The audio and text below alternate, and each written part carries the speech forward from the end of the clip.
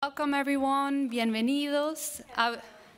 Hello, nice. Thank you for everybody joining in the room, but also everybody online. Bienvenidos al Foco de las Américas.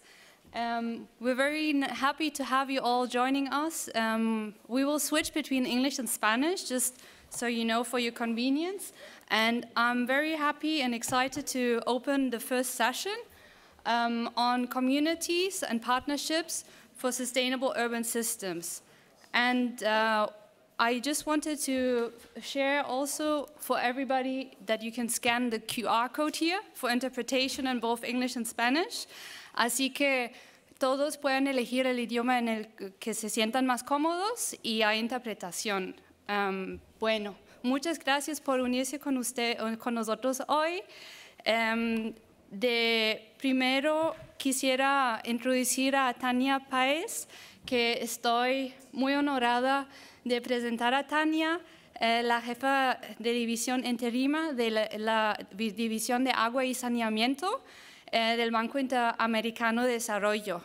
Gracias. Tania tiene más que 20 años de experiencia en la implementación de proyectos y el diseño y un postgraduado en ingeniería ambiental. Gracias. Bienvenida, Tania.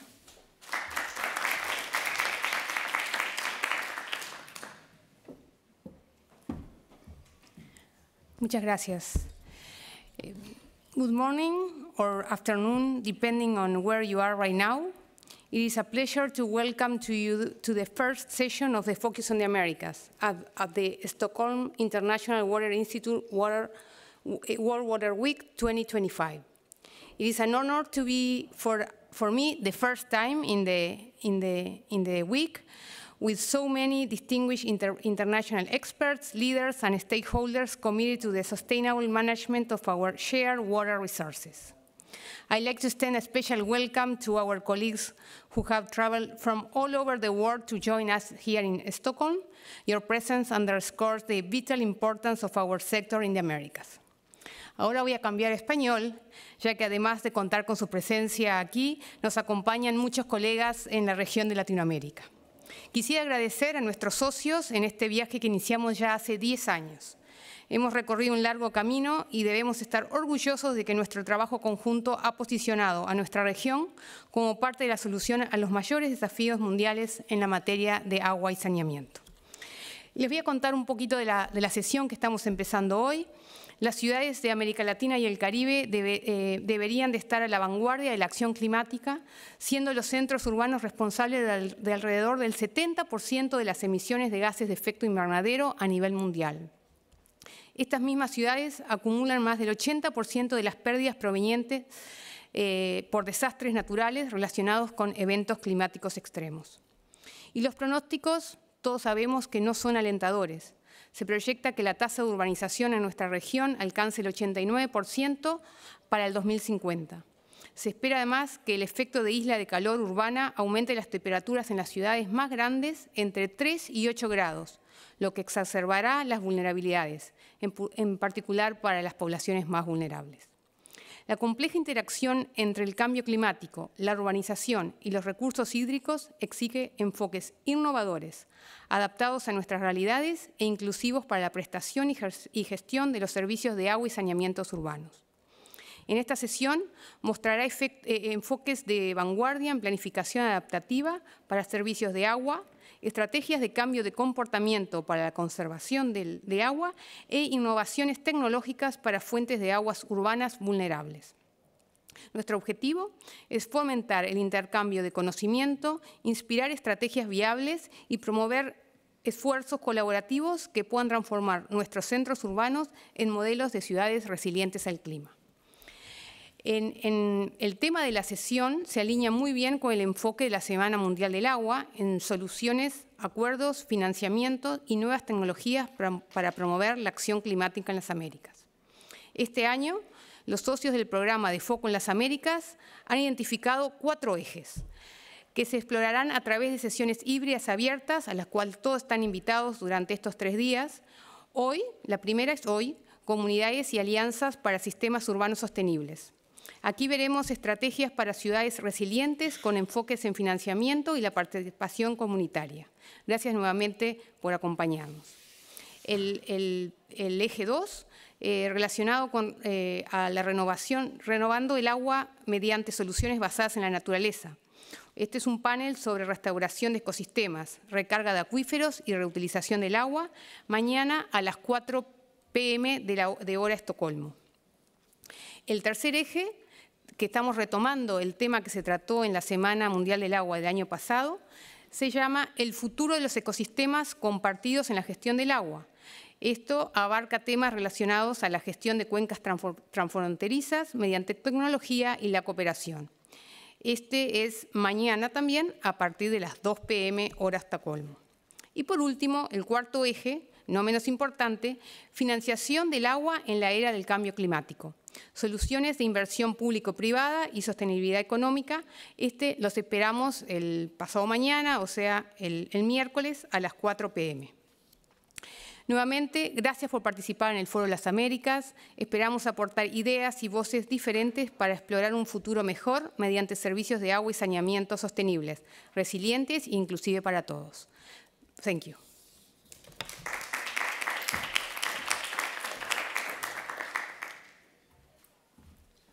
Muchas gracias, Tania, por abrir el foco de las Américas y las palabras de apertura. El siguiente ponente me da un gusto introducir a Carlos. Voy a pasar, ahí vamos. Carlos Esteves, quien es el coordinador de recursos hídricos del Ministerio de Obras Públicas en Chile y es un abogado posgraduado en sociología política y bueno, nos va a apoyar en guiar esta discusión como moderador y estoy muy feliz. Bienvenido.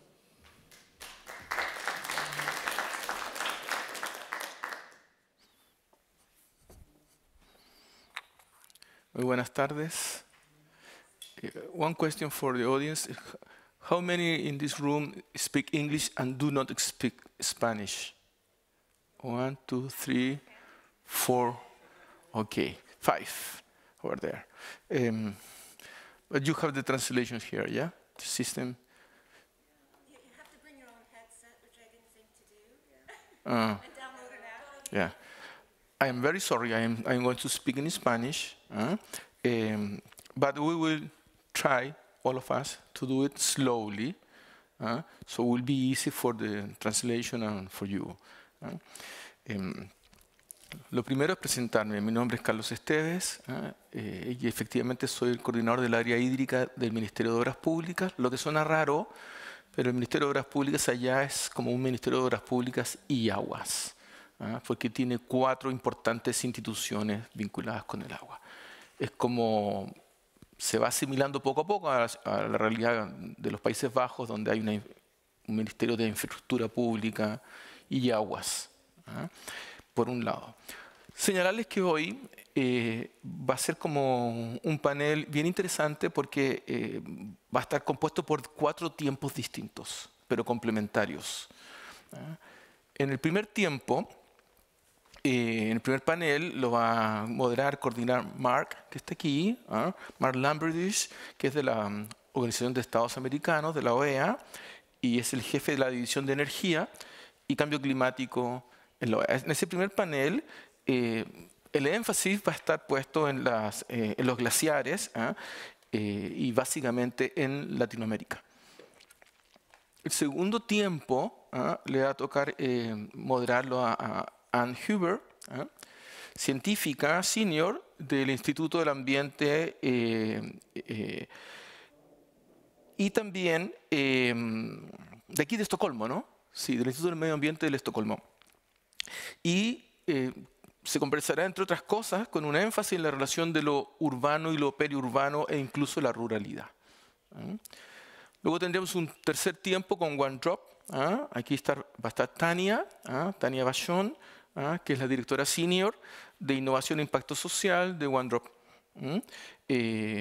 donde tener la vista solamente de que el derecho humano al agua potable y saneamiento, el derecho humano al agua potable se suele entender desde la perspectiva de la calidad del agua, agua segura, y de la universalidad, accesibilidad, pero no siempre desde la asequibilidad, que es uno de los componentes centrales también, ¿no? Y relación con la capacidad de pago y de participación en este proceso. El Y el cuarto tiempo va a ser un diálogo, una conversación entre Ana Laura Elizondo, que nos acompaña aquí, que es la jefa de seguridad hídrica de la Fundación FEMSA, y de un modo remoto nos va a estar acompañando también Rodrigo Crespo, que es de la Fundación Metropolitana del Medio Ambiente de Monterrey. Y esta conversación, si es que a ellos les parece bien, por cierto, liderará con casos de mutua colaboración para responder a los desafíos del agua en Monterrey.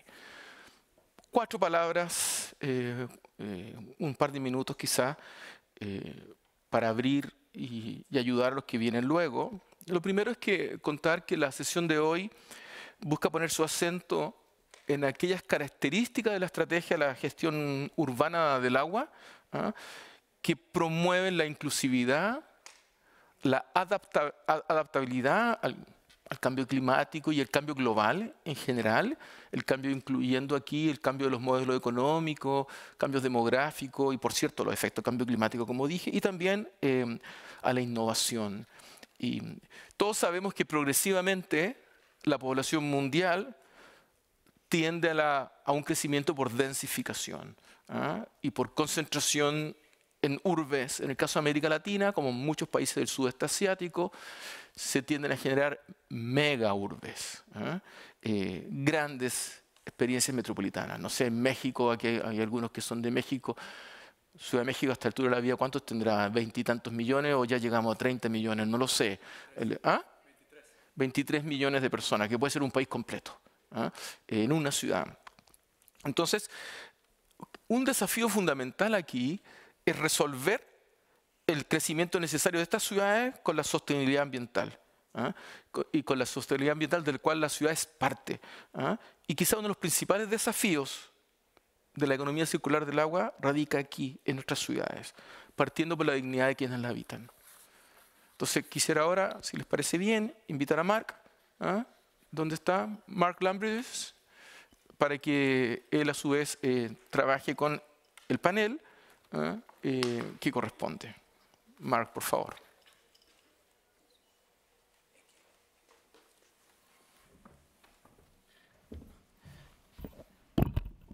Thank you, Carlos.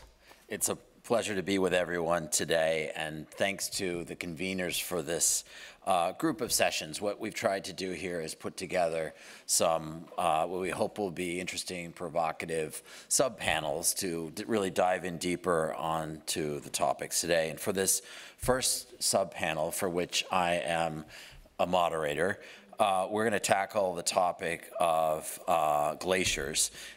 Glacier melt is really an important challenge for a number of countries in South America, and the panelists for this, which I'll introduce in a few minutes, are going to be virtual. So I'll step aside a little bit, and we'll hear from them. They'll give presentations, and then I'll ask a couple of quick questions. But just to give a little bit of backdrop to the challenge related to glacial melt and water, I'll suggest the Andes are home to over 99% of the world's tropical glaciers, serving as water towers for tens of millions of people. They sustain agriculture, hydropower, industry, urban supply, and unique ecosystems that have helped shape societies in the region for centuries. However, these natural reservoirs are disappearing at an alarming pace. In just 4 decades, over half of the tropical glacial area has been lost. Under high emission scenarios, projections suggest that up to 80% could vanish by the end of the century. And the consequences of this will cascade across the entire river systems, reducing dry season flows, altering hydropower generation, disrupting agricultural cycles, and putting additional stress on already vulnerable ecosystems. Peru, for example, which is home to 71% of the world's tropical glaciers, illustrates both the scale and challenge and urgency for action. Between 1962 and 2016, the country lost over 53% of its glacial cover. That's over 1,280 square kilometers. The cities such as Juarez, glacier meltwater accounts for 67% of annual water supply in normal years, rising to 91% during droughts. But climate change is not only a story of scarcity, it's also a story of water quality.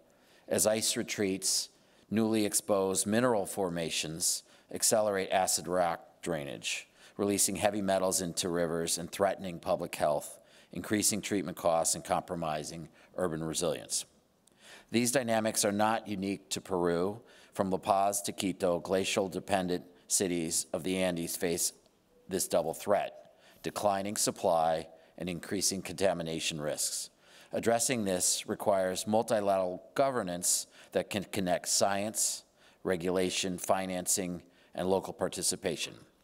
At the OAS, in the department that I oversee, which includes the Americas Water Program, we work with governments, research institutions, and communities to turn science into action, strengthening monitoring, advancing regulatory frameworks for glacier risks, supporting nature-based solutions, and scaling community-driven adaptation models. En este contexto, nuestro trabajo conjunto con instituciones líderes en la investigación y la gestión de ecosistemas de montaña es esencial para pasar de la evidencia científica a la acción concreta. Quiero dar la bienvenida a dos expertas que representan esa alianza estratégica. Primero, la Beatriz Fuentealba Durand tiene hace más de 10 años dedicada a promover la investigación multidisciplinaria en áreas de montaña de Perú. Sus principales temas de interés son la restauración ecológica, la gestión sostenible de ecosistemas, incorporando perspectivas de manejo de poblaciones locales.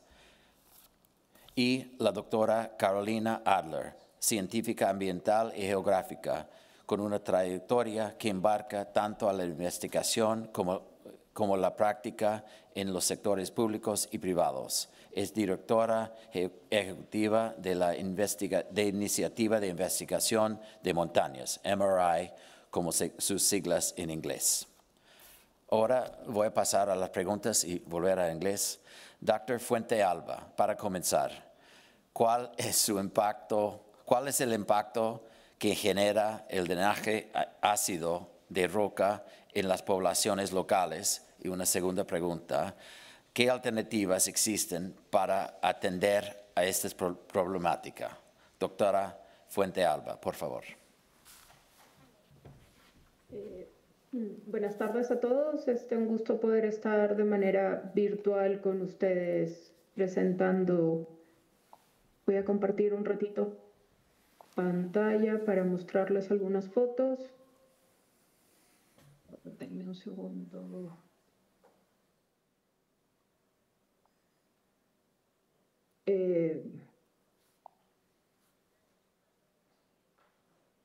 Listo.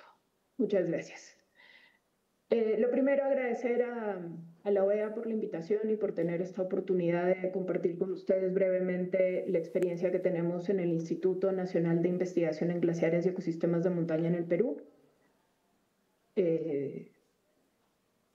Vamos a concentrarnos en algunos trabajos que se están haciendo, como ya lo he hecho en la introducción, en drenaje ácido de roca. Quiero mostrarles este mapa. Aquí se encuentra la ciudad de Huaraz, que es la capital del departamento de Ancash, una región muy importante en Perú, donde habitan más o menos 140.000 personas, y estamos expuestos a un proceso bastante avanzado de los impactos que puede generar el drenaje ácido de roca. Aquí podemos ver la cuenca del río Quilcay. Tenemos 3 microcuencas y aquí lo que ustedes ven son con puntos rojos, lugares donde desde el INEIGEM se han hecho evaluaciones y encontramos altas concentraciones, principalmente de estos metales, hierro, manganeso, plomo, zinc, aluminio, van cambiando dependiendo de cada punto.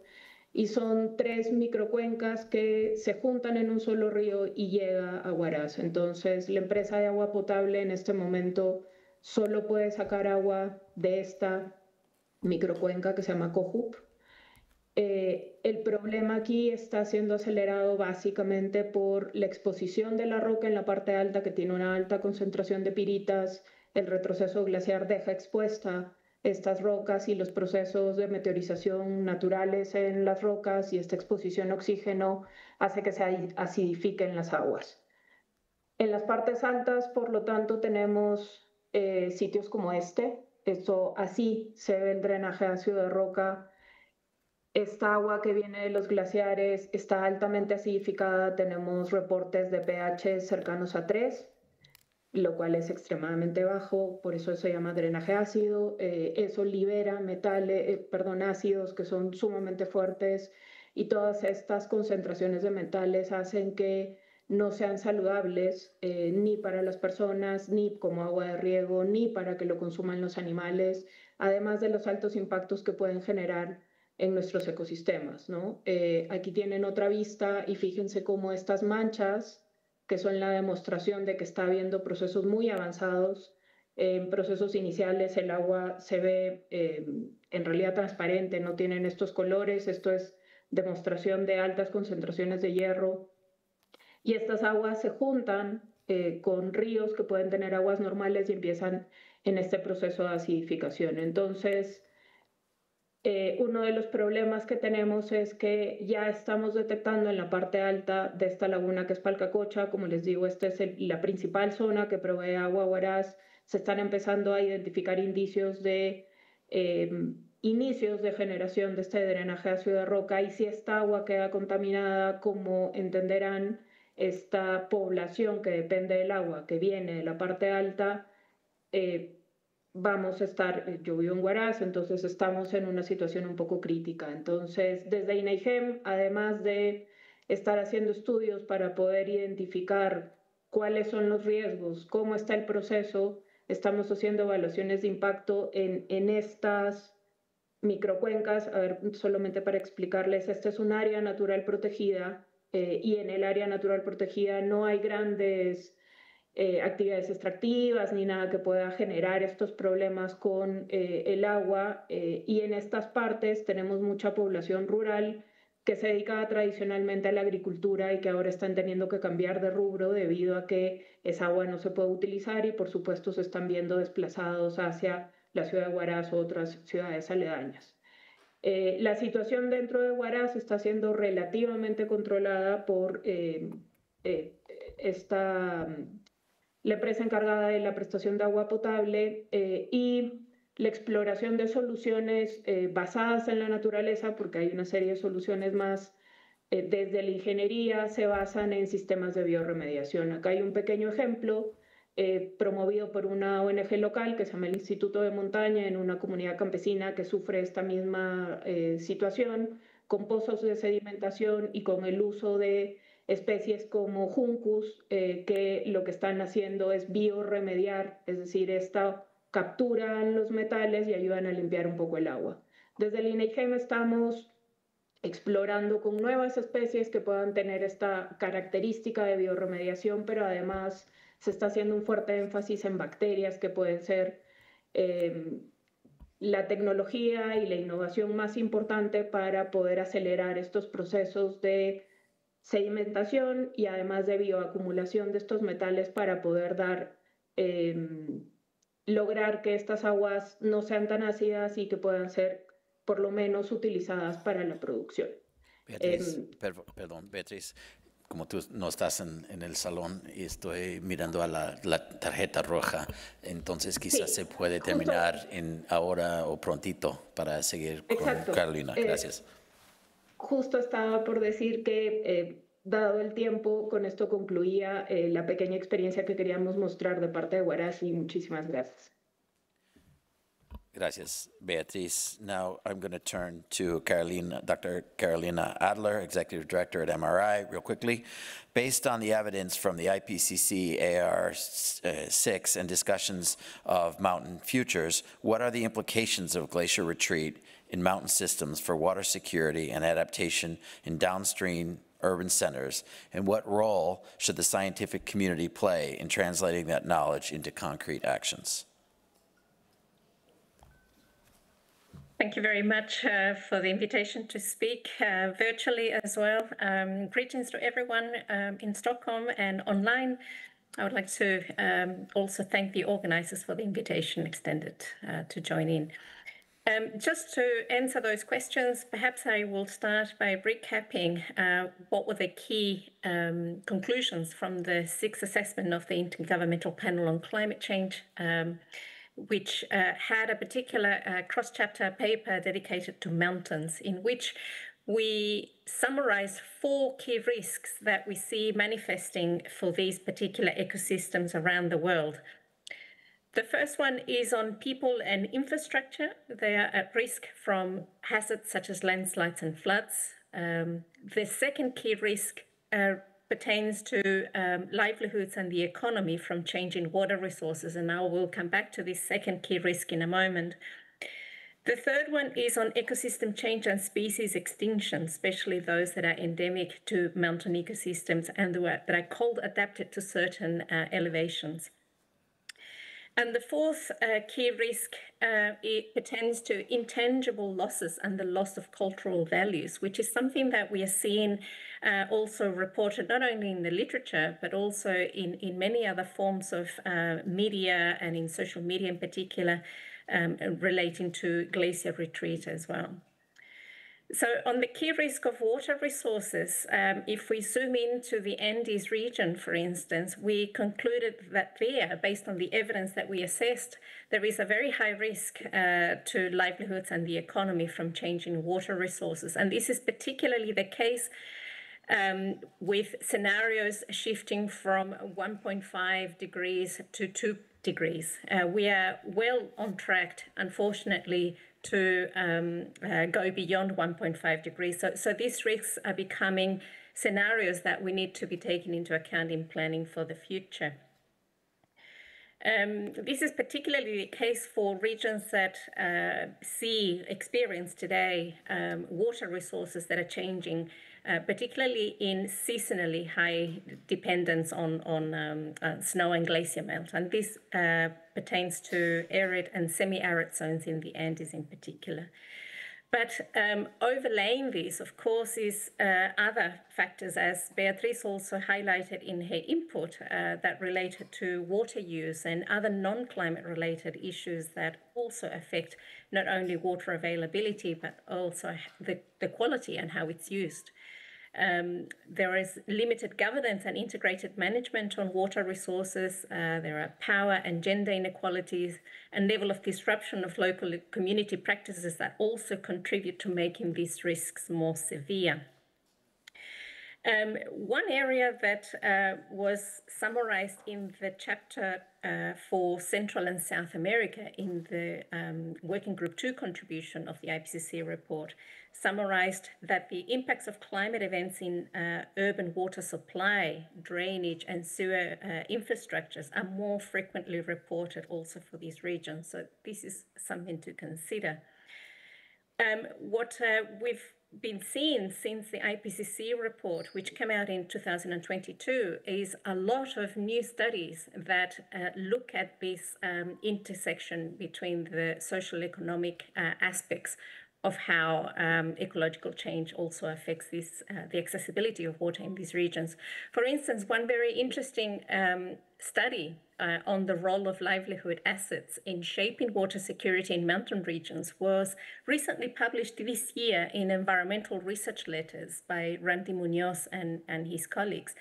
And they highlighted the experiences had in one single catchment between two different communities that have very different levels of social support or social structures or networks for how water is accessed and managed. And this is an important aspect that we see now also manifesting in the evidence we see.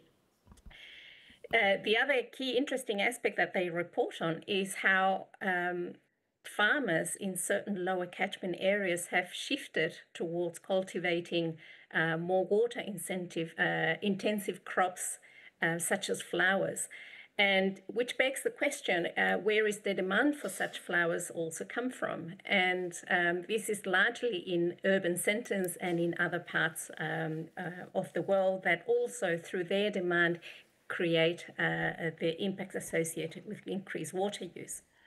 So the findings of that study revealed that the physical assets, particularly infrastructure and how it's connected, play a crucial role in water access, yet is insufficient in itself without robust social assets. And by that, I mean systems for governing how water is accessed and distributed.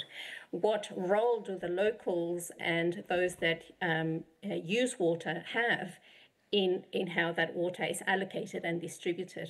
These are important elements that also play a key role in how severe the risks are in the future. Carolina, sorry, we're going to have to move on fairly quickly. If you can wrap up. Thank you. Yeah. So just to conclude, one key contribution that from the scientific community we can make is to also start looking at foresight studies and methods that allows us to look at what are the desired futures that we need to see for these mountain ecosystems and mountain communities, while at the same time looking at the opportunities of the changing scenarios or the changing conditions that we see ourselves in. This is particularly important when it comes to water and the way in which the landscapes are changing in future. And this is one area that within the Mountain Research Initiative, these are some of the questions that we are starting to pose. So not just looking at the impacts and the extent to which those impacts are manifested, but rather what do we do with the new change conditions and what is the best way forward to allow communities to continue to thrive in the future. Thank you. Thank you very much, both Beatriz and Carolina. Thank you for your fascinating presentation. Sorry for the short time. And to both of you, thank you for the great important work that you're doing. And with that, I will pass over to our moderator, Carlos, for the next session.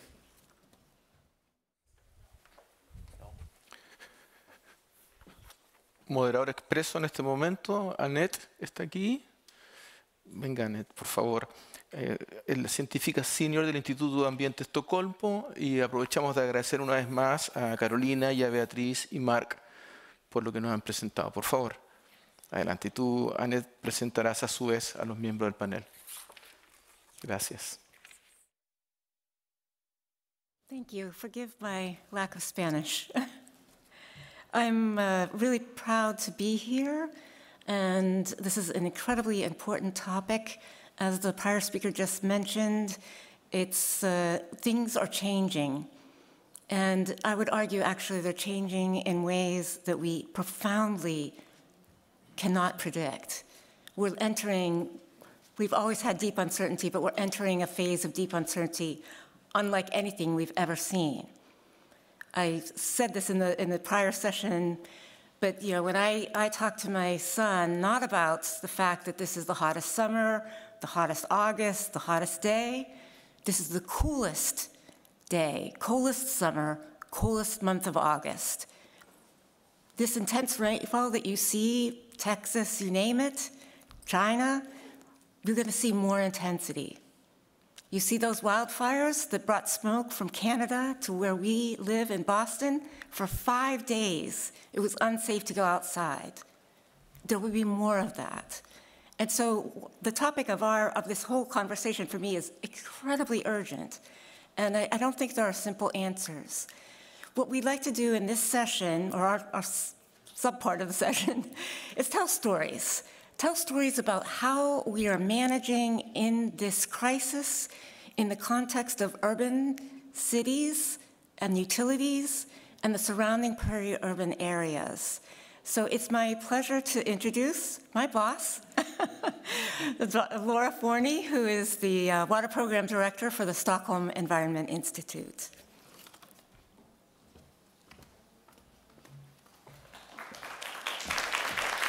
Hello. I always say that when she says that I'm her boss, she's my role model. I have the pleasure to share about a project that we had in Quito, working with the maps. I am from Argentina, so I'm happy to do both languages if that is needed. If not, I'll continue in English. So we work in Quito with EMAPS, the water utility. This was an IDB-funded project. And we identify actions for future resilience. And we did that looking at a range of future scenarios that are plausible based on the historical information and the characteristics of the watershed. But at the same time, and talking about this deep uncertainty, the scenarios that would help us understand what is coming, things that we have not seen before, things that are not in the data from the past. And we did that by looking not only at climate change, but also combining it with the population growth and other components of the system, the characteristics of Quito, which is earthquakes or volcanic eruptions. How do we build resilience combining all these potential risks to the system? And we carried out this analysis using our software, WEEP, and a collaboration that built capacity, and with a great collaboration with the MAPS and FONAG in Quito. And we designed and helped inform specific adaptation actions that informed the master plan, the water master plan for the city of Quito. So one of the main lessons for that project was the strength in interconnected components of the system. And the idea was to build a system that can when these disruptions come, for example, there was earthquakes or things that affected one component of the system, how the other redundancy, how other components can be transferring water to one system to the next to maintain the city with water supply. And another key component of that project, this is something that happened for years, but it was nice to see it in the model and to measure. And today in the previous session, we're talking about the importance of measuring trade-off. Measuring the benefits of water and the actions was the work that FONAG and EMAP did on water funds. And I see Quito as a symbol for implementing nature-based solutions and having a financial mechanism that works. And this is something that I keep hearing more and more of the importance of the combining gray and green infrastructure and adaptation actions, and the importance of protecting upstream ecosystems that regulate flows and reduce risks. FONAG was one of the first water funds in Latin America, and it was a pleasure working with them. The story here of Quito, I think, matters to all of us. It shows how a city can act as a lever for resilience for not only the city, but for an entire region by protecting these ecosystems upstream. And I'd like to leave a message also about the importance of finding these financial mechanisms where we think about urban and peri-urban and how we can inform adaptation actions. We can measure, we can do the modeling, but at the same time, we need to think of the finances and how that can be structured with the tariffs for maps, for example, that support those water funds to protect the Paramo area. And I think that, cities are not just water users. And that's usually when we look at, models and we quantify the demands, right? Cities are not just water users. They're important actors in protecting source water systems and ecosystems, and in doing so, they become the entire system more resilient for the future. So thank you for hearing about Quito.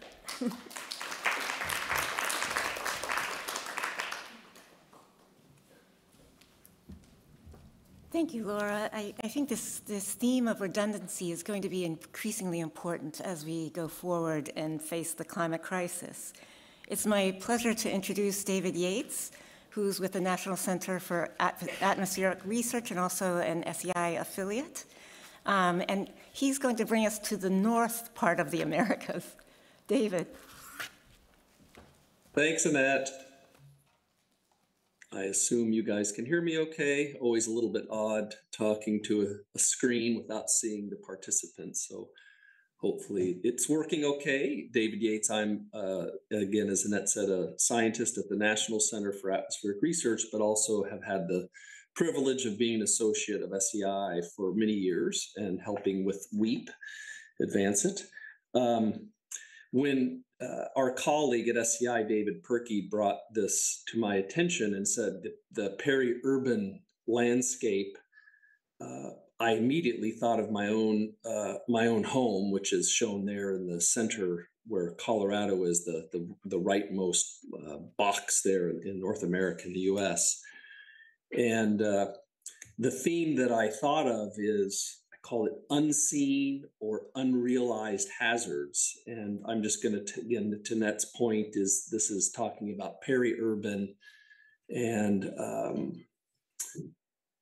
the role that peri-urban is playing in water systems and urban water systems is what I'll just spend a few minutes talking about. And two stories here of peri-urban in North America, in this case in the US, where the development into the peri-urban led to sort of catastrophic outcomes because some of the really hard and risky hazards really weren't identified and known.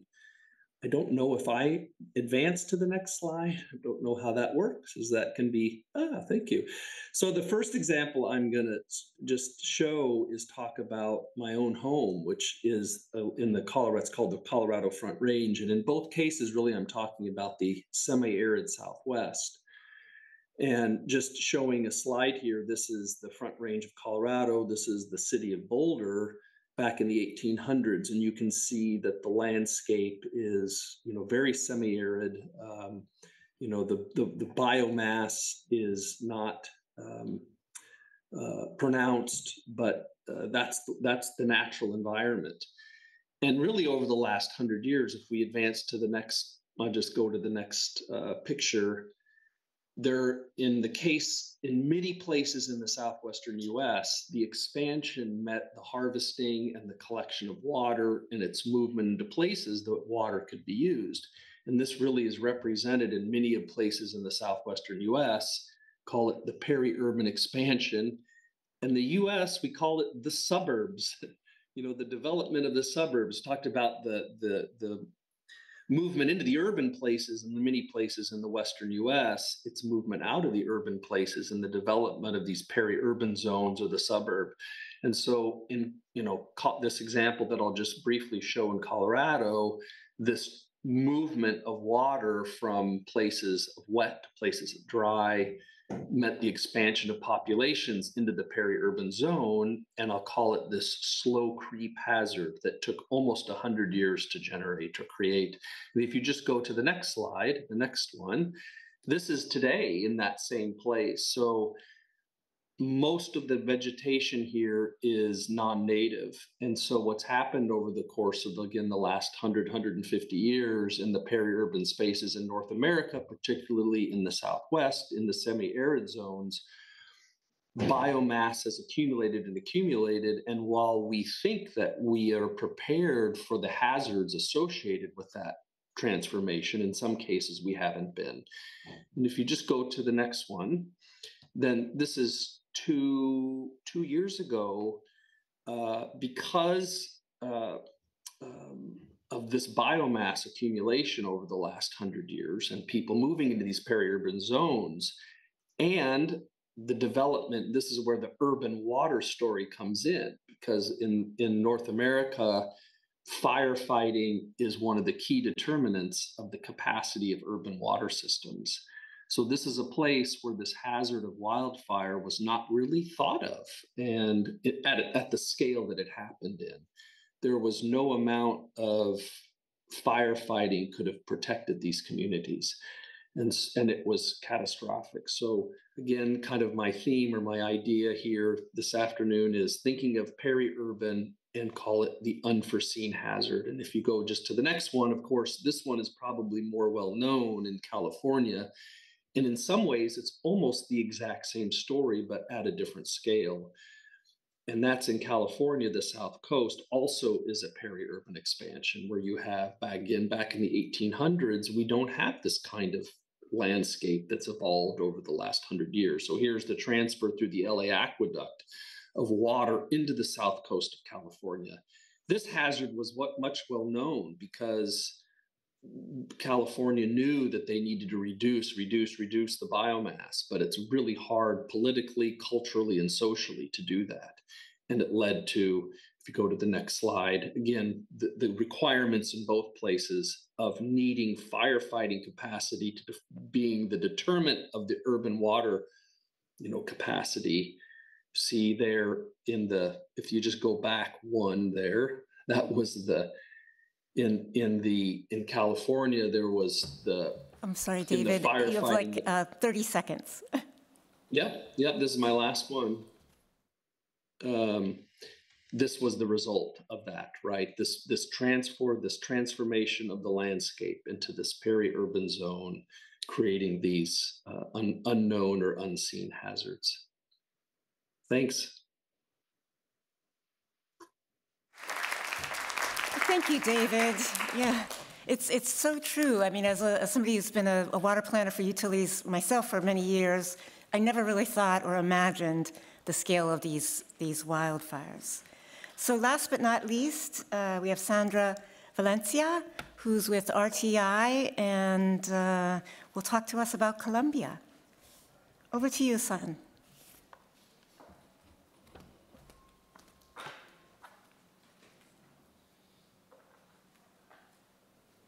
Talk about very much community-based low-income areas in Bogota, Colombia, and surrounding municipalities.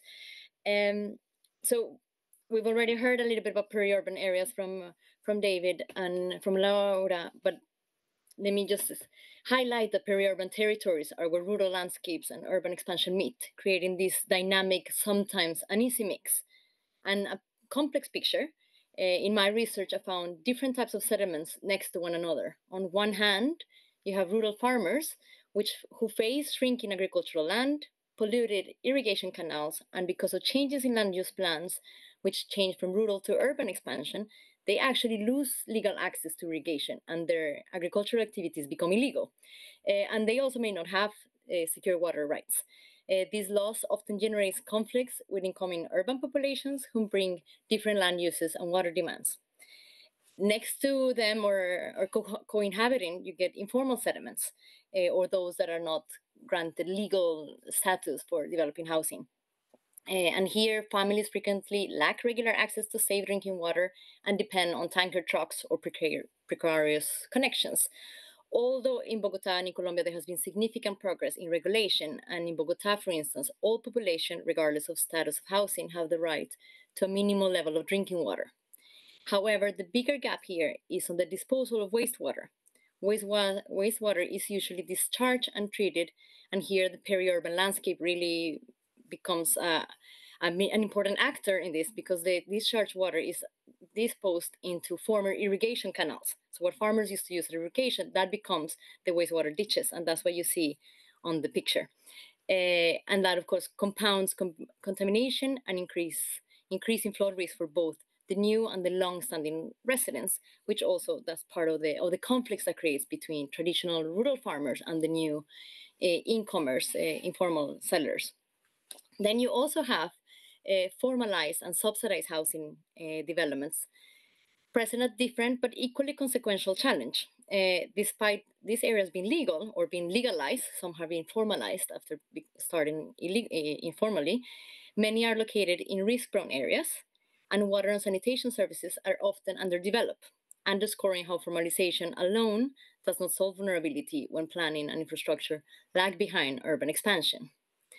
Of course, I have painted a little negative picture, but of course there are positive developments worth recognizing. Community organizing, community organization, social cohesion, and mobilization have helped secure water access to many of these communities. And as mentioned, in Bogota, the minimum water guarantee means every resident without legal status receive a basic supply. Subsidized housing programs, while imperfect, have also expanded housing for many people, and these show what is possible when policy keeps up with growth and takes into consideration also justice aspects. And so what does this mean for landscapes, for urban planners, for landscapes, and for water systems? The steady conversion of farmland and wetlands into urban settlements is fundamentally transforming both the environment and water management. Wetlands are filled or altered, diminishing their natural role in reducing flood risk. Permeable soils are replaced by concrete, increasing surface runoff and potential for flooding. Irrigation canals, as I mentioned, as you see on the picture, are repurposed as wastewater ditches, contaminating rivers and reducing water availability for agriculture. These changes create a patchwork of service provision, a mixture of utilities, informal providers, tanker trucks, leading to significant gaps and inequalities in water access and wastewater management. How does climate change add to this picture? And I have to say, I started with my research focusing very much on climate change and realized that the climate change here really becomes a risk multiplier. As seen with the recent droughts in Bogota, that reduced the reservoir levels to critical points and led to citywide rationing and highlighting the resilience challenge of existing systems. With climate change, both scarcity and flooding risk are likely to intensify. And thus climate change becomes a risk multiplier, as I said, worsening historic weaknesses in both infrastructure and planning, especially for these marginalized communities in peri-urban areas. So why does this matter? Which I guess many of you, policymakers and water sector specialists, and the landscape transformation underway is blurring the line between urban and rural, producing complex socio-environmental dynamics that demand new approaches from utilities and planners. Water demand is rising just as ecosystem health is under threat, and regulatory systems struggle to keep up. Conflicting land uses, housing, farming, and nature compete directly for water resources and amplify tensions. So maybe what could be the key lessons for planners, water utility managers, international development banks, and of course researchers that we can draw from these findings? First, integrated planning across land use and water utilities is essential. Siloed approaches inevitably miss risk and reinforce vulnerability, so safe legal access not only to water, but also sanitation for all peri-urban residents is a clear priority. We also need to move from reactive responses to proactive risk management, identifying hazards before formalizing new housing or extending service networks. Climate change will deepen this challenge, introducing uncertainty in supply and demand, but involving communities and fostering behavioral change, especially around sustainable water use, I think offers the best chance of long-term adaptation. Can you wrap up? Yes, and just a closing thought, that peri-urban areas are where urban and rural, formal and informal meet and collide. They're also where innovation and planning matters most. So if we embrace the whole water cycle, we can transform these peri-urban tensions into opportunities for resilience. Thank you for your attention. Thank you, Sandra. Thank you. And just leaving us with that theme of risk multiplier, that's certainly what we're facing. And I think over to Tanya.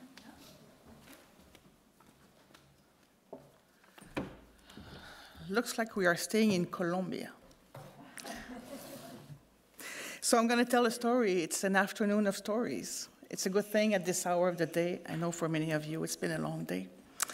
So this is the story of Comuna 5. So wait, next. Okay.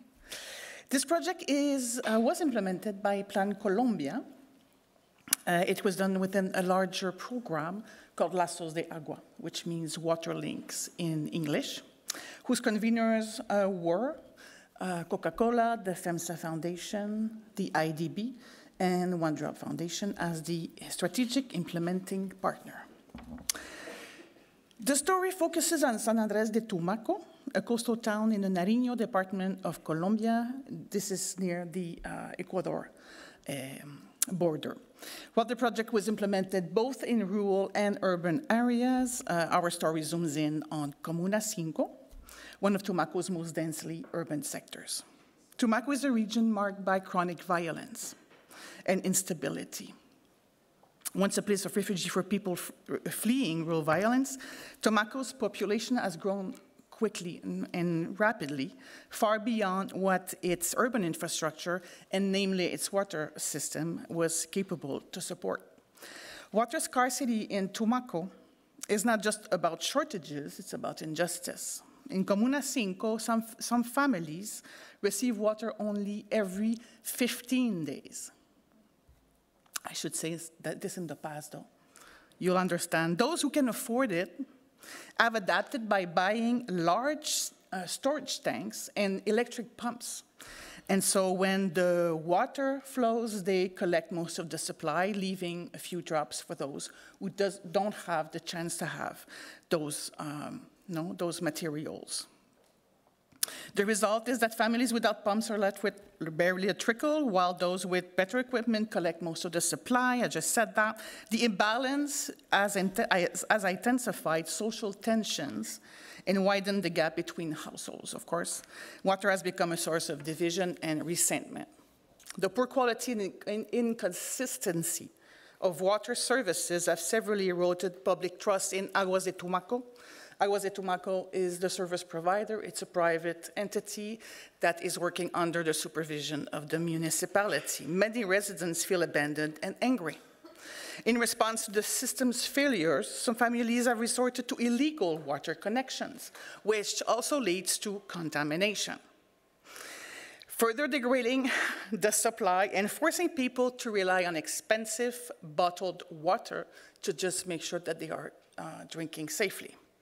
One of the clearest signs of broken trust is seen in the payment of water fees. Dissatisfaction runs so deep that many residents believe no one pays for water anymore.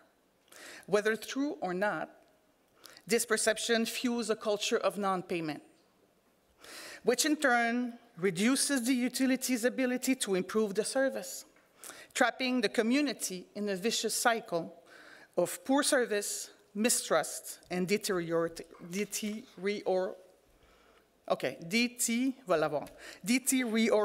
conditions. So at the beginning of the project, we did formative research, a type of diagnostic to better understand who those people were, the members of the community, and we found very interesting information. We discovered that at the beginning, at the first steps of the building of this infrastructure, the residents of Comuna 5 had participated actively through Mingas. Mingas are collective, traditional work collective initiatives, very specific, I think, to Colombia. So the residents of Tumaco rolled up their sleeves and worked alongside Aguas de Tumaco to lay the foundation of the water system. It was an act of co-creation. It has installed a strong sense of ownership and pride in the service. And years later, facing declining water quality and growing mistrust, we saw an opportunity to revive that same spirit. I'm not sure, okay. So the first step was clear: the service needs to improve. This meant real investment in infrastructure, repairing pipes, expanding coverage, stabilizing water delivery, but technical upgrades alone were not enough. Rebuilding infrastructure without rebuilding trust would go only so far. People needed to see the change to believe in it. So we made a deliberate choice. Rather than simply repairing the system behind closed doors or behind the curtain, we decided to invite the community back in. So users were engaged throughout the process of the rehabilitation process, not just informed, literally involved.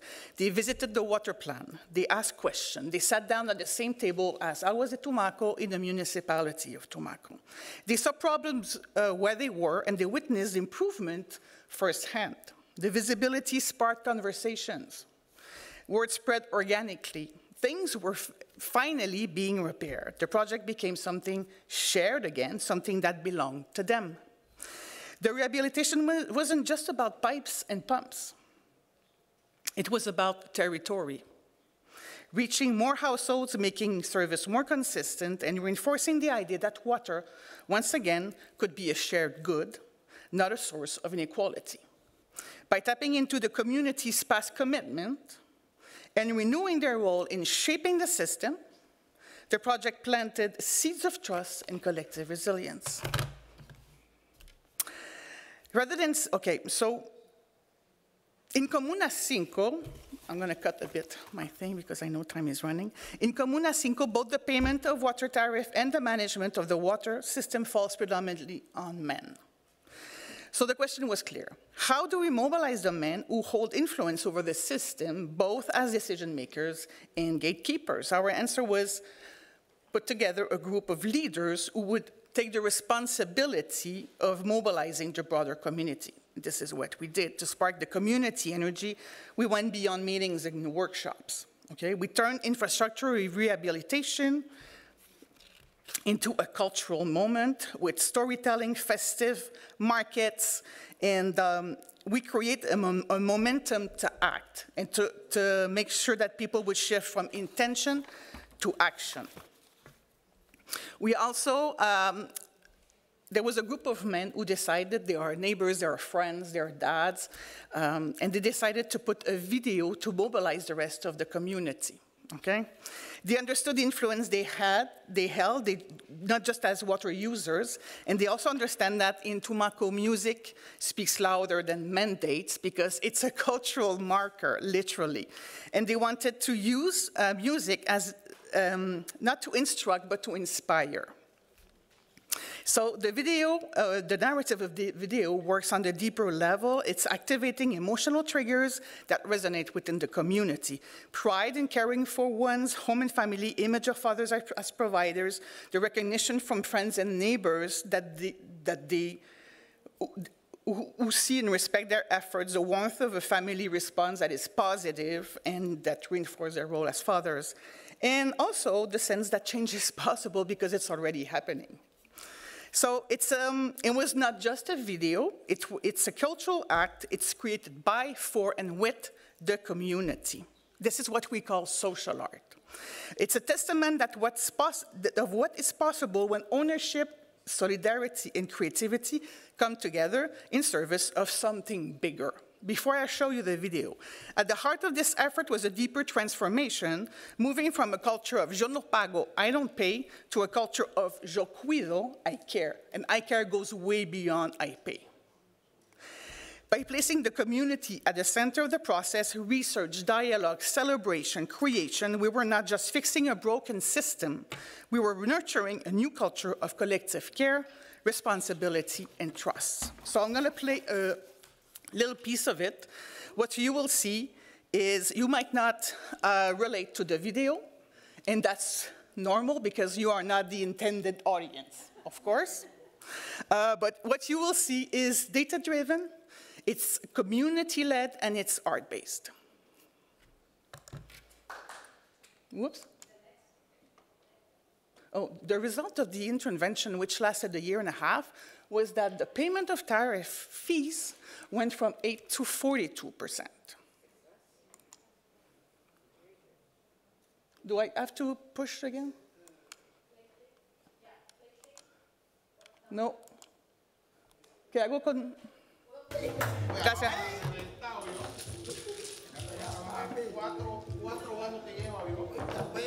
Por lo menos el agua está rica, mano. Pase la siguiente víctima. ¿Cuánto más? Para tener el agua así, eso es un proceso. Córtale hormiga.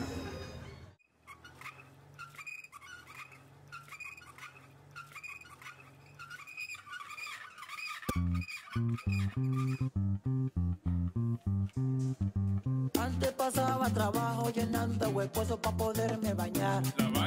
Ahora ya no me preocupo, no salgo en mi casa, el agua llega acá. Cerquita. Siempre tengo mi servicio del agua, me gusta estar al día. Al día, al día. Ya no me preocupo por agua, siempre estoy al día. Al día, al agüita día. Por aquí, agüita por allá, agüita por delante y agüita porque estoy al día. Al día, al día. Ya no me azoro y me relajo porque estoy al día. Al día, al día. Me prestan un buen servicio porque estoy al día. Al día, al día. Tengo más tiempo, ahorro energía y al día.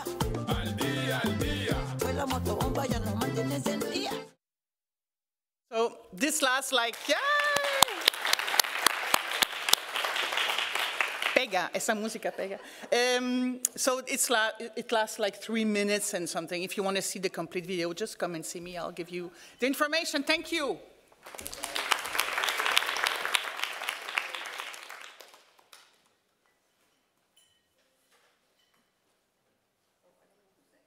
It's okay. Okay, who's next is the dialogue we were talking about. Ana Laura Elizondo, que es la jefa de seguridad hídrica de la Fundación FEMSA, nos acompaña porque ella misma va a presentar a Rodrigo Crespo, que está online. Vamos, Ana Laura.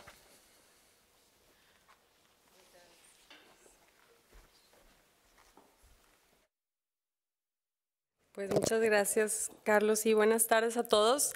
Me da un gusto estar aquí con ustedes y me da también mucha tristeza compartirles que Rodrigo no nos va a poder acompañar. Parece que hubo un problema ahorita con la plataforma y lo sacó, entonces voy a improvisar.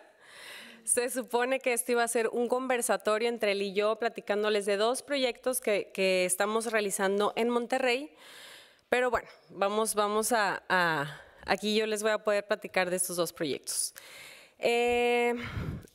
Monterrey es la segunda ciudad más grande de México, que se encuentra al norte del país, y como en algunas ciudades de América Latina enfrentamos una sequía muy intensa hace un par de años que nos obligó a repensar cómo usamos y gestionamos el agua. Había un alto consumo de agua y una eficiencia que empeoró con la estrategia de la intermitencia del servicio que se tuvo que activar en ese momento. Por ello, desde Fundación FEMSA decidimos contribuir impulsando dos proyectos. Uno que era de cambio de comportamiento y otro era para disminuir el agua no contabilizada. Ambos enfoques desde una perspectiva de colaboración multisectorial y muy de la mano con el organismo operador Agua y Drenaje de Monterrey. Y también con el Fondo Ambiental Metropolitano de Monterrey, que era por eso que nos acompañaba hoy Rodrigo, que es el director del fondo. Juntos, bueno, les íbamos a compartir estos dos proyectos que nos muestran cómo la innovación social y tecnológica pueden trabajar juntos para construir sistemas urbanos de agua más resilientes. Entonces, para darles un poco de contexto en el que se enmarcan estos proyectos y que puedan un poco dimensionar los retos de la resiliencia climática que enfrenta esta geografía, se estima que el 74% de los países en América Latina y el Caribe tienen una alta exposición a eventos de cambio climático extremos. También México enfrenta sequías prolongadas, aumento de temperaturas y estrés hídrico en varias zonas urbanas como Monterrey. Desde el 2006, Nuevo León, el estado cuya capital es Monterrey, ha registrado un aumento promedio del 1.7 grados centígrados en su temperatura anual. La precipitación anual en Nuevo León ha disminuido desde 2015, con valores por debajo de los 600 milímetros de lluvia. En julio de 2022, la presa Cerro Prieto estaba a 1% de su nivel máximo, que esto quiere decir que estaba aproximadamente 2 hectómetros cúbicos de 249 hectómetros cúbicos. Y la presa La Boca estaba a 8% de su nivel máximo, que era 2.8 hectómetros cúbicos de 34 hectómetros cúbicos que tiene capacidad. El consumo de agua en Nuevo León aumentó un 41% entre 2010 y 2021, pasando de 11 a 16 metros cúbicos por segundo. El consumo per cápita en el área metropolitana de Monterrey fue de 165 litros diarios en 2021, muy por encima de los 100 litros recomendados por la OMS, y en algunos municipios se reportaban consumos de casi hasta 300 litros por persona por día. El porcentaje de agua no contabilizada actualmente es cercano al 50% y 13 de los 22 acuíferos del estado presentan sobreconcesiones. Entonces, pues la coyuntura y la experiencia detonaron diversas respuestas, abriéndonos soluciones que van más allá de lo acostumbrado y que rompen la inercia.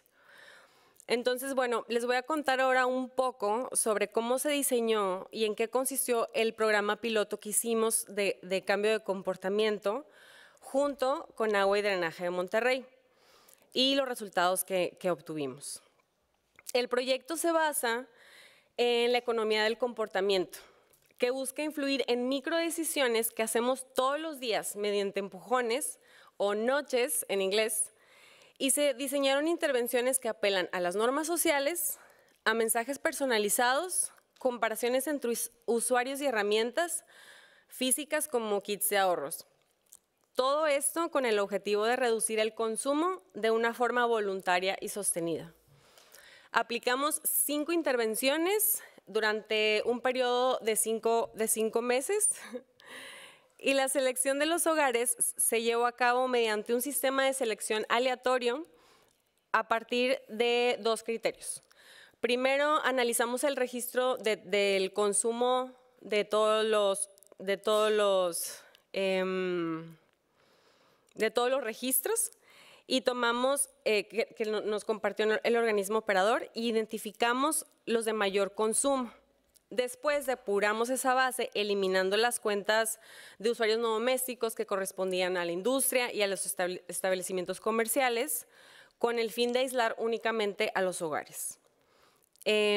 Aquí ya de forma aleatoria hicimos las 5 intervenciones que fueron, bueno, la primera, la entrega de los kits de ahorro con un cabezal de ducha, un reloj de arena, una cubeta y contenedor para los inodoros. Una segunda intervención, mandamos cartas personalizadas a los hogares con mayor consumo. La tercera fueron mensajes en la aplicación del proveedor de agua y su portal de pago, con frases que apelaban a la responsabilidad colectiva. Una cuarta intervención fueron códigos QR en facturas y que clasificaban el consumo y daban retroalimentación. Y una quinta intervención fue el seguimiento a los usuarios para evaluar el uso de los kits. Y la verdad es que los resultados fueron realmente alentadores. La entrega de los kits logró una reducción del 2.5% del consumo mensual en los hogares de los participantes. Esto equivale a 6 millones de metros de litros ahorrados en un año, que si escaláramos estas intervenciones al 10% de los hogares de mayor consumo, el ahorro proyectado sería de más de 538 millones de litros por año, que equivale a lo que significaría darle agua a otras 8,000 personas en Monterrey. Entonces, actualmente se están realizando análisis de 9 a 12 meses para evaluar la sostenibilidad del impacto y realmente ese objetivo, el objetivo es escalar esas intervenciones a todo el área metropolitana en colaboración con Agua y Drenaje de Monterrey y estamos buscando integrar otros aprendizajes en política pública y estrategias de comunicación masiva. Entonces, bueno, eso es un poco del proyecto de cambio de comportamiento. Ahora me gustaría platicarles un poco del proyecto de agua no contabilizada. Porque estoy viendo que nos queda poco tiempo. Bueno, no, también quería nada más abordar un punto que sí es esencial, y es que antes de la crisis, o sea, no hay un esfuerzo pequeño, sino que toda acción cuenta. Y que parte de la reflexión es que derivado de todo este proceso que hemos hecho, es estar un paso adelante y no esperar a que nos llegue la crisis o que nos salven las lluvias torrenciales, como también nos pasó en Monterrey, sino que hay que seguir trabajando continuamente y anticiparnos a los retos y construir la resiliencia en las ciudades. Y bueno, o sea, diciendo esto, ahora sí pasaré a platicarles del otro proyecto de agua no contabilizada. Existen diferentes fuentes. Existen diferentes fuentes que no incluyen en el agua no contabilizada y se deriva de conexiones ilegales o robo, de las fugas del sistema y hay otro componente que me está faltando, y de los medidores, que pueden ser porque son muy viejos y ya no miden el agua bien, entre a lo mejor otros factores que no estamos incluyendo. Entonces, bueno, en realidad este problema no es exclusivo de Monterrey, o sea, muchas ciudades en Latinoamérica sufren de este problema y cuentan con niveles de eficiencias como el que tenemos en Monterrey, alrededor del 50%. El proyecto que estamos desarrollando hoy con el organismo operador consiste en que el Fondo Ambiental, el FAM, funcione como una plataforma de inversión privada que invierta en macrosectores de la red de distribución de agua potable, que instalemos medidores inteligentes, controladores de válvulas y prelocalizadores de fugas, y que con esta inversión sea mucho más rápido y eficiente la identificación y reparación de fugas. Lo que queremos realmente es hacer es como un upgrade del sistema, donde podamos estar monitoreando en tiempo real y podamos estar atacando las fugas en cuanto, digo, van a seguir saliendo, ¿no? Pero queremos como estar actualizando y estar manejando las fugas pues con una mayor eficiencia. Lo que buscamos es que más empresas se suman a este proyecto para evitar las pérdidas que hoy tenemos, y también lo que estamos haciendo es que estas pérdidas, pues hoy, toda esa agua recuperada se pueda ser acreditado por los donantes para que también esos compromisos suman a sus compromisos de compensación o de water offsets. Entonces, bueno, mientras este proyecto busca que el agua no se pierda antes de llegar al usuario, el otro proyecto busca que ya una vez que llegue al usuario, pues la utilicen mejor, ¿no? Entonces, ambos enfoques son, creo que, súper poderosos. Lo que queremos es escalarlos y replicarlos en otras ciudades del país, de la región y del mundo.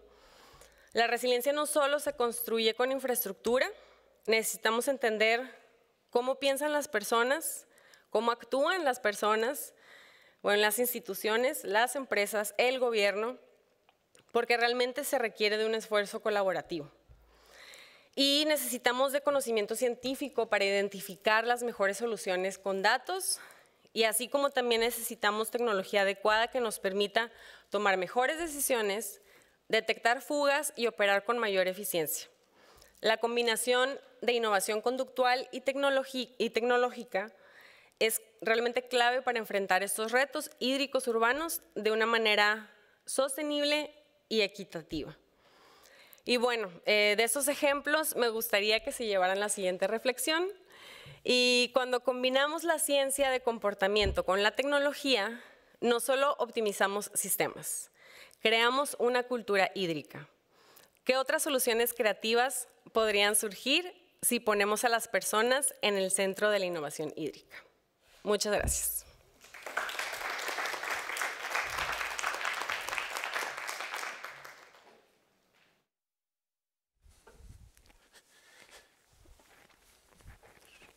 Bueno, muchas gracias para los que pudieron hablar y para los que no pudieron. Así nuestros cariños para Roberto. Oye, tenemos unos minutos y entonces es una oportunidad para hacer alguna pregunta, pero también si alguien quiere dar su opinión, lo puede hacer. Lo único que les pedimos es que tenemos poco tiempo, por tanto que sea breve.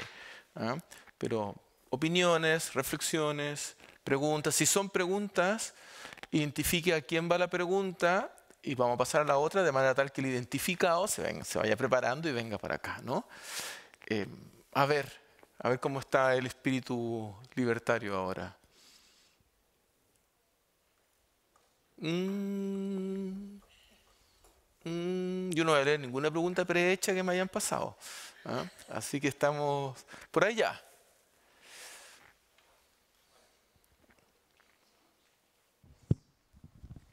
Bueno, en general han tenido muy buenas presentaciones de cómo ir contribuyendo a la resiliencia. Yo le haría la pregunta abierta. ¿Dónde están viendo que están las mayores oportunidades? ¿Dónde están buscando apoyos para poder dar ese siguiente paso? Los retos que están enfrentando todas las organizaciones son gigantes.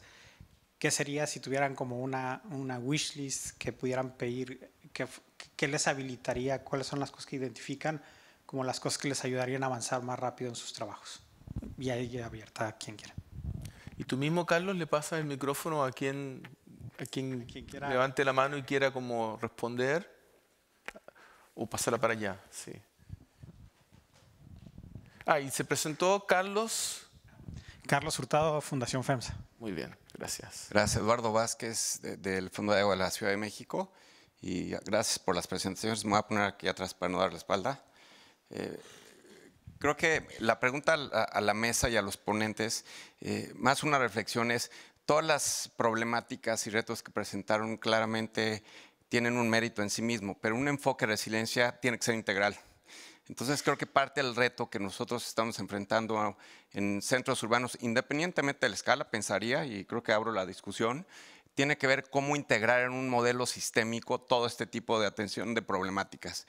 Estamos hablando de saneamiento, estamos hablando de protección de fuentes de agua, de conservación, de atención de fugas, de innovación tecnológica, porque es difícil en un entorno urbano con tantas necesidades, porque agua, si bien es obviamente un factor esencial, no es el único tópico relevante y estrictamente indispensable. Entonces, ¿cómo puede uno integrar todas estas soluciones nuevamente en un esquema que sea abrazado por las distintas autoridades, ¿no?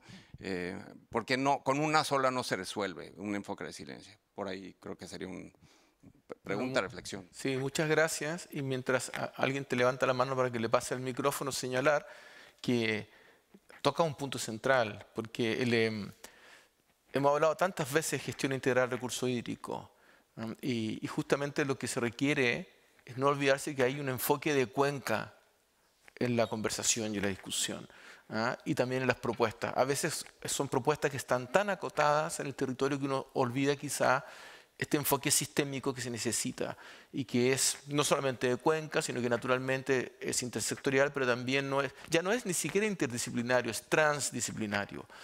Y esa es una gran necesidad, por favor. Gracias. Me encantó la pregunta,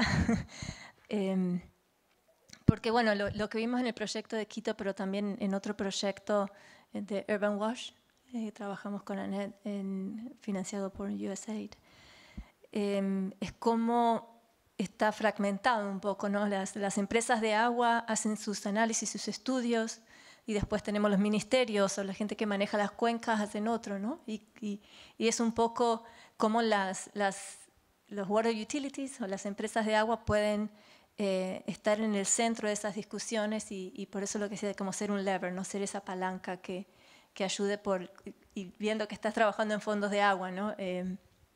El tema de fondos de aguas y cómo se puede armar un mecanismo financiero que en el contexto de Latinoamérica es muy necesario, particularmente cuando hay estructuras de gobernanza que están centralizadas de alguna manera, ¿no? en los gobiernos y en las instituciones. Entonces creo que un poco de conectar o de cortar esa fragmentación en la planificación de ciudades como algo separado a la planificación de cuenca. Eso tiene que ser una integración y tienen que también tener ese poder y ese lugar en la mesa, particularmente en los fondos de agua que vienen con esta fuerza y estas ganas de las soluciones verdes, que son los que más se necesitan y que más se escuchan en la adaptación, ¿no? al cambio climático. Y otro componente difícil también es que las empresas de agua están siempre tratando de emparchar, ¿no? De buscar resolver los problemas de ahora y no poder pensar qué es lo que viene. Y eso es un gran desafío y creo que también es algo como los fondos y pueden ayudar a los bancos también a ayudar en eso, ¿no? Y también crear la capacidad técnica para que puedan tener gente que esté pensando futuro, aparte de resolver las soluciones actuales y presentes, que son muchas. Muchas gracias. Y me sorprendió que esta reflexión del Instituto Medio Ambiente de Estocolmo tenga un leve tono argentino. Entonces, ¿qué pasa? Ahí está, ahí está en la base. Muy bien. Si no es leve. Muy bien. No sé, ¿alguna opinión, otra pregunta? Por allá. Gracias. La discusión fue muy interesante, así que me inspiré también a comentar, porque iba en la misma línea, ¿no? Me interesó también el aspecto de pensar, ahora que ya hablamos de sistemas, ¿no? Como systems thinking, systems perspective, también pensar en los límites de este sistema, porque creo que más en proyectos urbanos, no solo una parte de una infraestructura, ¿no? Son comunidades, es el ecosistema y todo eso es interactivo. Y si, digamos, desarrollamos desde la perspectiva de un implementador, ¿no? Desarrollamos un proyecto, pues si quieres hacer como un análisis, también es difícil definir estos límites del sistema, ¿no? Y cómo interactúan. Entonces creo que eso también es una reflexión y sería interesante escuchar, bueno, ya vamos corto de tiempo, pero yo lo dejo como reflexión. Así que gracias por todos, por sus presentaciones. Súper interesante tener esas distintas perspectivas, ¿no? La demanda de agua, pero también el comportamiento y pensar que es un sistema muy interactivo, ¿no? Centros urbanos, pero también elementos periurbanos. Gracias. Oye, y aprovecha a presentarte. Sí, soy Shogofa Rezai y soy también del banco del BID y formo parte de la División de Cambio Climático. Gracias. Muchas gracias. ¿Quién más? ¿Alguien por acá? ¿No? Carlos, yo creo que tu pregunta te la han evadido, ¿no? La pelota está dando botes junto a la portería, pero nadie quiere hacer el gol. ¿Ah? ¿Estamos? Yo ahorita voy a complementar un poco con lo que han comentado. O sea, todas las instituciones están haciendo trabajo muy importante. Creo que hay un tema de incorporar pensamiento sistémico, pero la pregunta es, ¿qué elementos, qué pedirían, qué wishlist tendrían para destapar ese siguiente nivel? Porque creo que todo el mundo estamos en esta frontera donde estamos tratando de hacer algo más y sobre todo dar ese brinco de escala y de impacto que tenemos que hacer. El tamaño del reto es gigante y los esfuerzos están fragmentados y no estamos llegando a ese nivel. Entonces, la pregunta era para todos de qué pedirían, cuáles serían las palancas de las cuales pudieran jalar para poder dar ese brinco de calidad. Probablemente en el café ahora se te van a acercar varios. Papá Noel, yo también. ¿Ah?